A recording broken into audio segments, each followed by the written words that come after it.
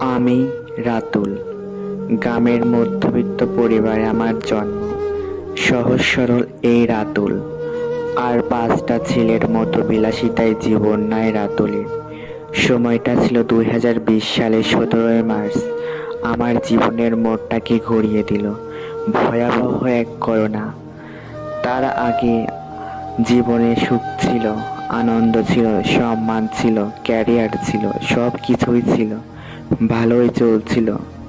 ওই তো বললাম না, সব কিছুই ছিল, ভালোই হচ্ছিল। 2019 সালে এসএসসি পাশ করে ভর্তি হলাম ঢাকায় একটি বেসরকারি কলেজে।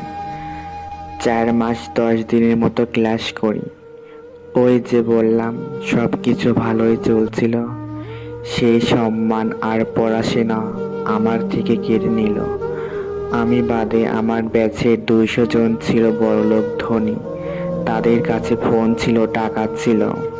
অনলাইনে ক্লাস করে পরীক্ষা দিয়ে উপর ক্লাসে উঠে গিয়ে আজকে তারা সবাই ভালো চাকরি করছে।